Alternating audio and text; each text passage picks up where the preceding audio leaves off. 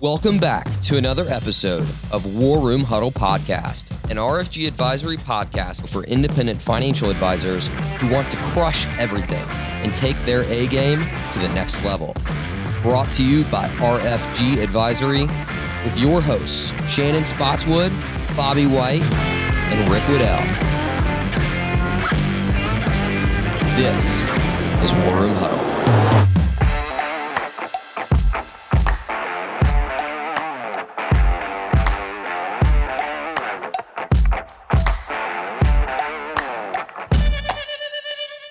Welcome to War Room Huddle, where we empower independent advisors to be the CEO of their practice, not the COO. Today, you are in for a Texas treat. We are joined in the studio by Mark Green, the founder and CEO of GFG Wealth Advisors out of College Station, Texas. Welcome, Mark. Thank you, and whoop, giggle. We're going to have some fun today. We always want to use this time to really just dig in and understand you, understand your practice, understand how you're thinking about the industry. And what I'm really excited about is you've been in the business a long time. So you really do have a perspective of where we've come. And then you've very intentionally made the decision to become independent. So you've clearly got your eye on where we're headed. So let's just start by setting us up. Tell us about your practice, how long you've been in the business, and really your origin story. Sure, I'd be happy to. Thanks for having me, first of all. But 36 years in the business. I started in 1985, and I started in an operations center with a major firm, and did that for 4 or 5 years, and they were shutting down the service center in Dallas where I worked. And Sherry and I, my wife and I, had to make a decision. Did we want to move to Lakewood, Colorado, or did we want to stay local? What do we want to do? And we chose to move to Bryan, College Station, Texas from Dallas. And so we did that in 1990, had a baby 3 months later, and the rest is history, as they say. But I got on the sales side in 1994, and I've been at every major firm. It seems like I'm moving, every 7 or 8 years, and just was really getting restless with things that were going on, the headline risk with major firms and that sort of thing, things that I couldn't control, decisions that CEOs were making and decisions that back office operations were making and things that I couldn't control. And so fast forward to 2017, Sherry retired from a local CBS affiliate where she was a sales advertising executive. She wanted to do something else because that was changing as well. And so she wanted to do something else, and she couldn't determine what she wanted to do, or we couldn't figure out something, that really fit her. And then the bank brokerage firm that I was with did some crazy things, and I decided, and I guess we started talking in probably late 2018 or early 2019. And in May of 2019, I made the decision to make the move to RFG. So the decision to become independent after a career that's been spent in the wirehouse channel and the big bank channel, what did that mean to you? What were you seeking as you were thinking about and really envisioning independence? Being my own person. Being my own advisor, making my own decisions, having a partner rather than having a boss. And it seemed that all the major brokerage firms that I've been at, and I've been at most all of them, you name them, and I've been there. And it just seemed like the edicts came down from above that we couldn't control. And with RFG, you don't believe it until you experience it. And I was scared to make the move just like anybody else was. I've got a decent sized book. It's not huge, but it's not small. I was worried about my clients making the transition. I was worried about having moved every place I've been and them having to move one more time and having to tell the story of why here, why now. And RFG just fit. And I will tell you that everything you've said, everything that you guys did, and everything you continue to do for me, I made absolutely the best decision. It's so great to hear. It warms my heart. Yeah. Your clients, and that's always on the very top of every advisor's mind, obviously, when they're making a move.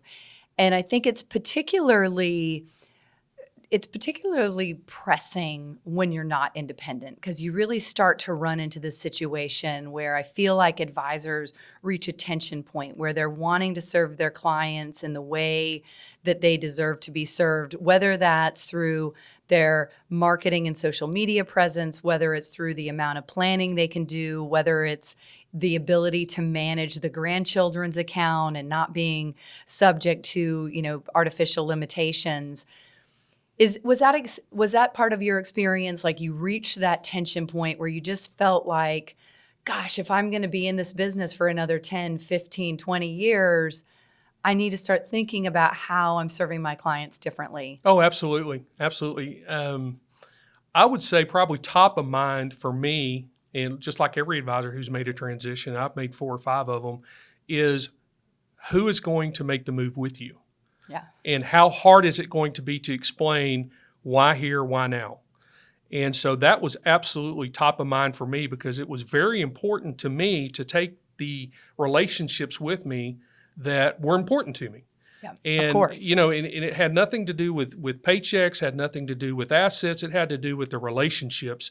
I've got the first relationship today from the first relationship I ever had in 1994. Right. And now I have the kids and I have the grandkids. And so relationships and family is very important to me, and I'd like to talk about that a little later. But it absolutely was top of mind for me, and being able to serve those families with the products and services and the things that I felt like were appropriate, not something that maybe I couldn't offer at another firm or that I had to offer at another firm. That was very important to me. Let's just stay in that, because that's such a big part. I remember when we first sat down and you used that word family over and over and over again. It's, your clients are your family. You want to take care of that next generation and the generation, quite honestly, after that. So how does being family focused really influence your practice, influence your service model? What have you done differently when you've been freed up to have that lens on family that you weren't able to do before, or that you had hoped to do that you're doing now? I'm not sure that I do anything any different. It's just maybe I focus a little more on it. Maybe it's something that's dear to me, because I do have 2 girls that are important to me, obviously, and I want to make sure they're taken care of when something happens to mom and dad. And I'm the same way with my practice. I want to treat my clients and their kids the same way I treat my wife and my family and my dad and my grandparents and that sort of thing. And so when I think about serving clients, I think multi-generational. My prospecting list, and it's somebody else's idea. They say that some of the best ideas come from someone else. It's not me. It's not original. But some of my prospect list, when a client comes in or a prospect comes in and sits down in front of me, we talk just like you and I are talking. And I find out about their family. I let them talk. If you give a person an opportunity, just like you're giving me an opportunity, you give them an opportunity to talk, they're going to talk about themselves. And so I do, and I listen, and I find out about their kids. I find out about their kids' husbands. I find out about their grandkids. I start asking about birthdays and about anniversaries, and I'm taking notes. And I ask permission to take notes. Is it okay if I take notes? Absolutely. And they're prospects, okay? So when they turn into clients, I've got all this information, and whether they're beneficiaries or not beneficiaries of IRA accounts or whatever, I have now got my prospect list of multi-generational people. And if a grandkid is 2 years old, I send them a birthday letter every year. Yeah. And so when they turn 19, it's like, you've handled my parents, or you've handled my grandparents, here, will you handle me?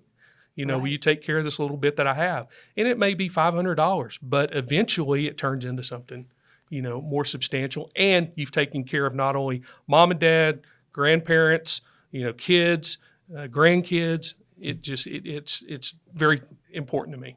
The relationship that ends up establishing that as a client, the primary relationship, and then all of a sudden now you've opened up and you have all these prospects in the multi-generational, do they tend to want to be informed about how you're interacting with that next gen? Are they in the loop on that? Do you keep everybody informed about how intentional you are about wanting to serve multiple generations? It just depends on the family. It depends on the person. I've got grandparents that have fully funded kids' educations, and they want to know, are you contacting them? Are you contacting my family? I've got other parents that'll call and say, hey, my kids are grown. One of them's in California, one of them's in Dallas, one of them's in Houston, and I'd like for you to reach out. This thing that you sold me 10 years ago, I think it's good for them because it's done so well. I want you to call them. And so it just depends. There's others that say, here's my beneficiaries, and they never say another thing about it, and they get together for Christmas or, Thanksgiving or get together, and I'm sure they talk about it, but I never hear about it. So it's just the fact that I'm doing it, and I'm consistent with it, and it's paid big dividends. I think this is one of the biggest areas of opportunity for advisors. I mean, we are in the midst of this generational wealth transfer, and it's surprising to me when I talk to advisors and they don't have that lens of being multi-generational. And I think part of the reason why is that advisors get really busy in the day-to-day, and the statistic's pretty shocking. About 41% of an advisor's time is spent on non-revenue generating activities. So spent on either operational activity or on portfolio management. And any minute that you're not spending in deepening that one-to-one relationship with a client or prospecting is a non-revenue generating activity, is a non-revenue generating minute. And so in order to have the bandwidth to be able to build a practice that is family focused, that is multi-generational, where you are so intentional in how you're reaching out to these clients and how you're engaging in those conversations, something's got to give. So you've always had this family framework of how you think about your clients, but you haven't always been in a position where you've prioritized your time, and that is how you're spending all your time. Because you have, as you've shared with me, been in the seat where you're the portfolio manager, where you're taking on every other hat, you're doing the operations. So just walk us through that journey. Walk us through the emotional journey of making the decision to, I've been hired to manage my client's account. They expect me to be their portfolio manager. And the realization that if I want to be what they really need me to be, which is their trusted advisor, something's got to give on that. Yeah, absolutely. We're glad to talk about that, because I started in the business in 1985 on the operations side. So I did what a lot of folks here at RFG are doing for me now. I did that myself. And so in 1994, I took my Series 7, got all my licenses, started on the sales side. And as I progressed, as you start out as a young broker in the pit, as they say, back in the day, you start in the pit, you're kind of doing all your own stuff. And so I just got accustomed to it, and nobody could do it as well as what I could. They never can. No, ever. I'm 36 years into this business, and nobody does it like I do it. So, and Shannon, to your point, we sat in my VIP meeting in 2019. Y'all had me and Sherry here in March, and I told y'all that I wasn't going to use some of the tools and resources because I did it myself and I could do it better. Yep. Okay. And so, we transition over, and the entire time from 1994 until coming to RFG, I pretty much did stuff myself. I really did, from portfolio management, new account forms, to transferring money between accounts, sending checks out, RMD, you name it, I did it. Yep. Okay, because I could do it, and it's just faster for me to do it than to try to train somebody or whatever. You were the ultimate multitasker. I don't know about ultimate, because it certainly affected my production, but I would say Sherry's my assistant. I don't know that I said that earlier, but yeah, my wife is my assistant, and we can go into that later, but I don't know if that's good or bad. But as long as she's the boss and I'm out of the office, we're good. As long as you're listening. That's right. So, I came over in May of 2019, May 31st, 2019, and we transitioned all of our clients over. And I just told Sherry at that time, I said, I know what I said sitting in the VIP meeting, but I want to give the Steadfast a try.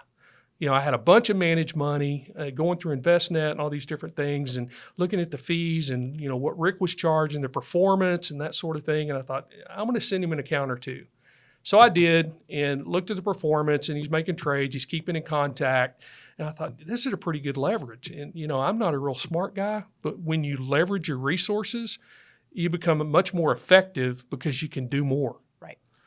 And so I was at a point to where clients were calling and saying, hey, why aren't we buying this or why aren't we buying that? And what's going to be the next big thing and what's the market going to do and all that sort of stuff. And in the meantime, I'm trying to grow my practice and I'm trying to manage and just do all the things. And I just realized something's got to give. It's either going to give or I'm going to have a heart attack. Right. One or the other. I mean, really and truly. And so I have pretty much turned my entire practice over as much as I can, because I do have some accounts that I can't because of capital gains and things like everybody else does. But I've leveraged all the resources RFG has. Technology, I'm implementing Steadfast as fast as I can, and it has really freed me up to be able to come to Birmingham and do something like this, and to be out of the office and go find new relationships. And so that was the turning point for me, was probably mid to late 2019, when I realized moving assets over and trying to manage and figure out all the different portfolio managers I was going to use through separate managed accounts. Let's don't do that. Let's leverage what we have. And Rick was a big part of that. Have you gone through the exercise since you've made that transition of really thinking about how much you can grow? Oh, yeah. Yeah. And I can grow a lot faster than we're growing right now. And along those veins, I'm looking at expanding my practice. Right. With, bringing on other people. But I know what I'm really good at. And I'm really good at talking and being, in front of people and playing golf and enjoying, the fun parts. And I don't mind being in the office because I enjoy doing this. And, I'm 56 years old, I'll be 57 in May. And my clients often ask me, what's your transition plan? Mm-hmm. Well, my transition plan is I'm either going to just kill over at my desk or... We're not going to let that happen. No, but I don't plan on retiring. I enjoy it too much. I love the relationships, and that's why I got in the business is... Well, that's not true. I got in the business because the girl I was dating in 1985 didn't want to date a blue-collar worker. It had to be a white-collar worker. And so, but neither here nor there. I love the relationships. I love being around people. I love helping. Yeah. And it's in this business, it's a constant help because there are people out there that really need us. Well, and what's so, what is so true in what you said, advisors' superpower is their ability to connect with people. I mean, that's what makes this business so great, is that you have this tremendous opportunity to really serve. And I think that is the commonality. Every advisor gets into this business. Maybe some don't have the great story of like, well, there's a girl. Yeah. Although I think a lot of them probably have an element of, well, there was a girl. But it really is because of a higher calling. I want to help people. I'm interested in the market and I want to help people. And what is so great is in affiliating with RFG and leveraging into a platform and really recognizing like how you can prioritize your time to maximize those relationships and grow, you start to be able to think about like, well, I don't want to retire, but yes, I do need a succession plan. Yes, I do want to bring other advisors into my practice. I want that next gen there. I want that junior advisor to be able to have the relationship with the millennial client. So you just get to start like really building longevity and legacy into what might have been, before you became independent, more of just a career. Yeah, true. I've transitioned from doing it all myself to letting go of that. And I'm not sure that anybody can manage my clients the way that I can. So I got to get there. But now, I see myself dealing with maybe the top 10 or 20 clients and coming in 2 or 3 times a week, and then continuing to leverage what I enjoy most. And that is the relationship with my clients. I mean, it's not unlike me on a Saturday afternoon to call a client and say, hey, Sherry's out of town or whatever. And hey, you want to grab a bite to eat, or you want to go play golf, or you want to, go to a ball game, right, in College Station or whatever. And I'm always constantly looking through my Rolodex. Well, that's an old word, isn't it? Scrolling through my phone and, trying to find. And then I'm dialing on my rotary phone. That's right. But, I'm constantly looking for somebody to go do something with. And it's generally a client that's become a friend, or a friend that became a client. Right. Are you an advisor looking to make the move to independence? RFG Advisory is an innovator in the wealth management industry with a winning culture and a fully integrated tech platform designed to help advisors take their practice to the next level. Let us get to know you at rfgadvisory.com.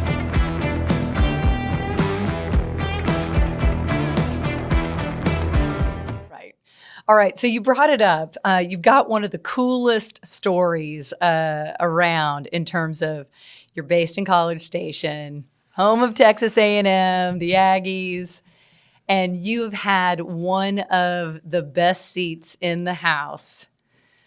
Tell us about it. I'd love to. Let me go back and tell you how it started. In 1995, I met a guy through church. It was a brand new church. We had just gotten started, and he was a choir director. And I'm a piano player, singer, and enjoy music. And we just hit it off. We became friends. And he's a client, by the way. And we were having lunch one day, and we were talking football and talking to the Aggies. He goes, "You really like football?" And I said, "I love football." And he said, "Well, do you like high school football?" And I said, "Yeah, I do. Played in high school, and yeah, I do." And he said, "Well, I do the A&M Consolidated Football high school games for the local radio station, 1620 WTAW. Would you be interested in being the spotter and the stat guy?" I said, "Yeah, sure, I'll do that." So I did that for 3 or 4 years, and we had it set up where, the play-by-play guy, he was play-by-play guy, and then you had the guy that was the color commentary, and then I sat in the middle, and I had a headphone. I was talking in their ears. Well, the color guy left and moved away. He said, "You've been talking in our ear for years. Why don't you just go ahead and take over? I mean, you're the one that's been doing it all anyway, so you just take over the color commentary." So I did. We started doing that. Well, then, lo and behold, 3 years ago, the stadium announcer for Texas A&M University at Kyle Field retired. And so my partner, Mike, he got the job. And he said, he called me, he said, "I've been offered the job." He said, "But I've already told him I'm not going to do it unless you do it because I trust you. And I've got to say this among 100,000 people, and I don't want to say the wrong thing." And so I was the spotter for the stadium announcer for Kyle Field for Texas A&M Aggie football games. It was really cool. It was a lot of fun. Okay, so everybody wants to hear, was there a moment where you got it wrong? What was the stress like and the stakes like? I mean, it's Texas, it's football. Now we're at the big leagues, college, Texas A&M. Just give us a little bit more color on that. Okay, sure. Well, as they say, you can't put the toothpaste back in the tube. And I will tell you, 2 years ago, it was a game, I believe it was Auburn. And the Aggies do this deal where when they get a first down, the stadium announcer, Mike Wright, he says, "And that's another fighting Texas Aggie." And then the whole crowd goes, "First down." Well, so I'm there, and what I do is I say, okay, Isaiah Spiller ran the ball, 3 yards, tackled by John Smith. It's 3-yard pickup, 2nd down, 7. Okay. Well, this particular time I said Isaiah Spiller, 11 yards, 1st and 10 Aggies, and so he goes Isaiah Spiller with the Isaiah Spiller, 11-yard pickup, and that's another fighting Texas Aggie. And everybody says first down. Well, then they moved the ball back, and it wasn't a first down, and the whole crowd has said first down. And he just looks at me, just gives me one of those looks like, "What have you done to me?" And so, yeah, it happens. Live sports, you never know what you're going to get. Yeah. So, but it's a lot of fun. Mike has since left. He got downsized due to he was also in the program there at A&M, like an associate athletic director or something, but he has since left and is now in Huntsville, Alabama, as the general manager for a ABC affiliate. Okay. So, all right. So are your announcing days? I still do high school football, okay, but the A&M gig is over, and it was nice, but it's a lot of work. You get there about 4 hours before game time because you got to be sure you know all the numbers for A&M. You got to know all the numbers for the opposing team. And you got to do pronunciations. I'll tell you, there are some creative people out there with names. Yeah, and you got to get them all right. Moms and dads are very creative with naming their children.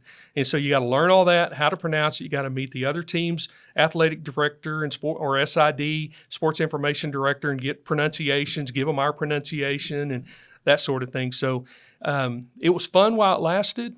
And I would do it again in a heartbeat, but I don't know that I would want to do it for 10 or 15 because it's a complete Saturday. Yeah. I mean, it really is. It's a huge time commitment, but I loved it. I was there for the 7 overtime game with LSU when A&M won. Yes. And a funny story there real quick. My niece, who is now coming to A&M, she was a senior in high school, I believe. Anyway, I got her tickets to the game, her and my sister. And they show up, and about 6 overtimes in, she sends me a text and she says, "Uncle Mark, are all the games like this?" Only the good ones. Only the Only good when we ones. win. That's right. That's right. So. Well, that is, it's such a great story, and I can't wait. I've never been to College Station. I still need to come, and I'm dying to see a Texas A&M. Well, I still got game. hookups. We can give you the 5-star tour. Absolutely. For sure. Absolutely. So I want to switch gears a little bit because one of the things that really connected and resonated when we all met for the first time in person is that you've always had, in addition to being family oriented in your practice, you've been faith oriented. And it's something in our industry that we don't tend to really openly discuss, which is the role that faith plays in building our businesses and engaging professionally on a day-to-day basis. Certainly, it's not something that I'm familiar with, having spent the bulk of my professional career in San Francisco on the West Coast. But I want to talk about that. I want to talk about how faith has played a role in your life as a financial advisor, and then how you leaned on that faith when you were making the decision to become independent. Sure. Yeah. I guess the biggest thing for me, and I get a little emotional talking about it, I guess, but there's 2 great commandments, and that is love God and love each other. And so if I'm not going to do for a client what I would do for myself, then I don't need to be in this business. And so I love my clients. I really do. I mean, I've got a 70-year-old woman who's been divorced for 21 years. Her ex-husband passed away. She called me Easter evening. And I told her, I said, do you realize it's Easter? And she said, oh my gosh, I'm so sorry. And I said, no, it's fine. It's fine. But I talked to her for 30 minutes. It's because she was lonely. Yeah. And so, I take my practice so far beyond managing their money.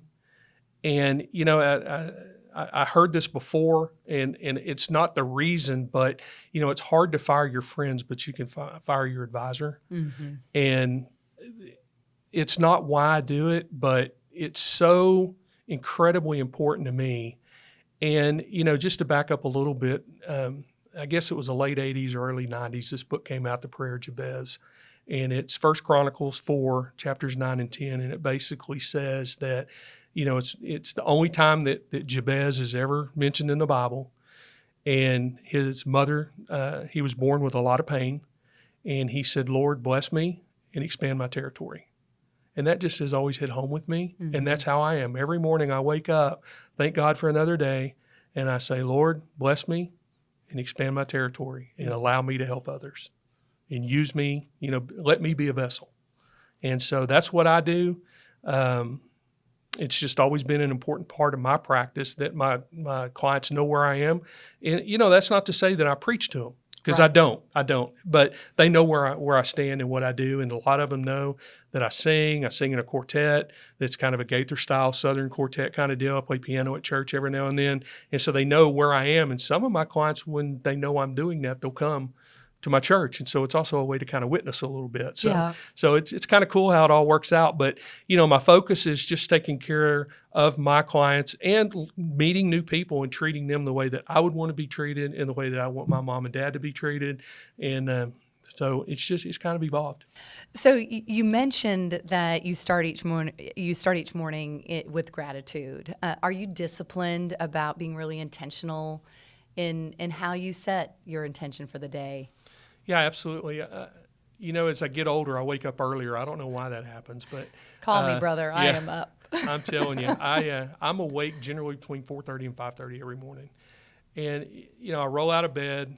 I lay in bed and I say thanks first, and then I roll out of bed and I've got an office set up in my house, and I go in and I do a Bible study, and I read through the Bible every year, and there's a particular pastor that I listen to, and I spend about an hour to hour and a half in the morning in Scripture, mm-hmm. and then I say my prayer, and I make sure that God knows that I would like Him to bless my family and my friends, and remember those that are hurting, and He knows what's heavy on people's hearts, and just ask that He answer those prayers. And then I start watching, business news and, getting ready. Yeah. But it just kind of sets the stage for the rest of my day. And I will tell you that the Warrior podcast that Dom and Bobby did have really touched me. And I was doing my Bible study before that, but the thing that I've done during and I'm not ashamed to say this because it's going to make it credible, I guess. During the pandemic, I got up to 300 pounds. And I'm down to 270, and I'm still going and joined the gym. Congratulations. And I'm working on my weight. And it's something that I'm focused on. I want to get healthy not only for me, but for my family and for my practice, because my clients are worried about my health. And so it's important to me. And they're comfortable enough to tell me that. Right. And so. Because they're family. That's right. Exactly right. Well, maybe I'm going to have to give you my sales pitch for Peloton. You can join the RFG Peloton community. All right, you mentioned earlier, Sherry, your wife, has joined your practice. She obviously wasn't always working with you. She had a tremendously successful career in television advertising sales and did amazingly well there. How has that been? How has it been bringing your wife into your practice? What have been the benefits? What have been the challenges? Sure, that's easy. When she's in the office, she's the boss and I'm out. It's great. When I'm in the office, there are times we butt heads a little bit just because we've been together 31 years. I'd say 33 years, married 31. And, we know each other like the back of our hands, and she knows what my hot buttons are and I know what her hot buttons are. And so we try not to press those during the day. I would say the biggest challenge that we have is turning it off.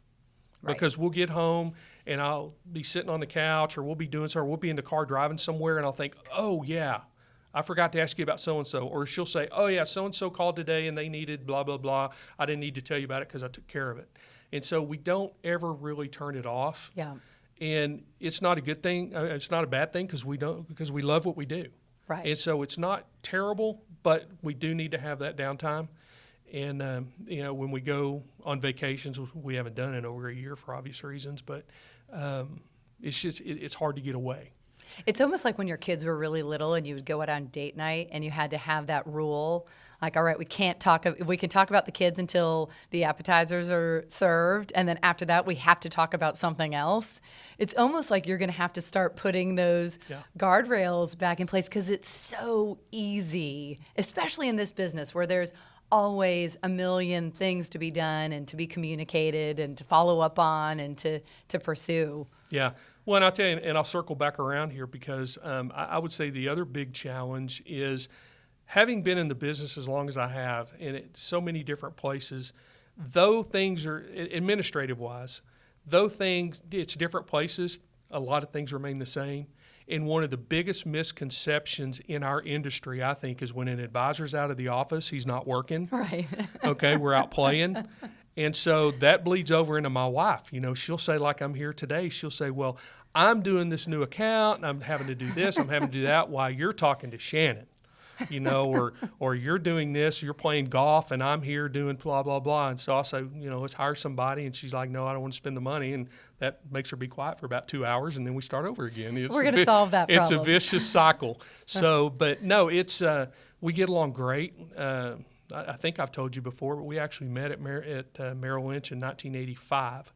Is how we originally met. And then when we started dating, she quit. We didn't want to work together, so she quit, went and did something else, and got in the TV advertising business, obviously. And, we just circled back around, and here we are. So well, and it's exciting to think about, you are, and Sherry is really interested in stronger money and thinking about how to serve your female clients, how to be really intentional in prospecting and delivering that financial education. And I'm really excited because of her background and her network for you two to partner up on that, because I'll tell you what, the feedback that we get is that there is such a huge appetite for women to really become empowered through education. And it doesn't mean they want to manage their own money.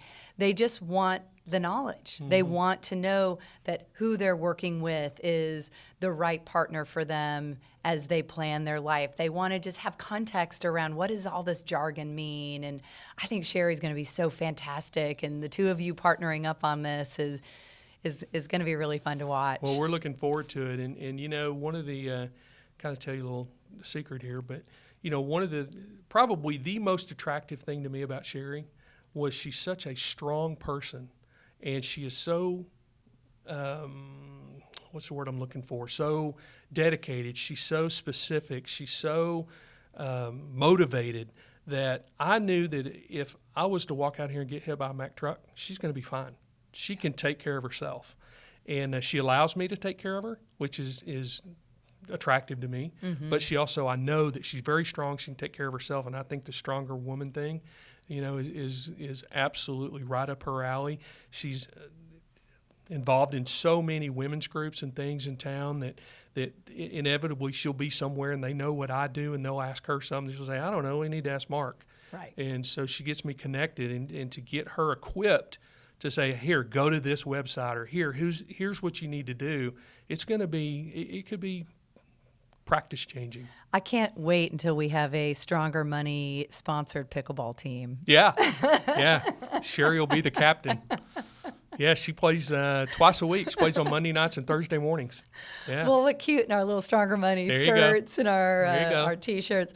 Well, Mark, it's been so wonderful having you on the War Room Huddle podcast today. Thank you so much for joining us. Absolutely. Thanks for having me at any time. Thank you for tuning in to War Room Huddle. War Room Huddle is a production of RFG Advisory, a leading innovator in the wealth management industry. To learn more about RFG Advisory, head on over to rfgadvisory.com and subscribe wherever you listen to this podcast. We look forward to seeing you on the next episode of War Room Huddle.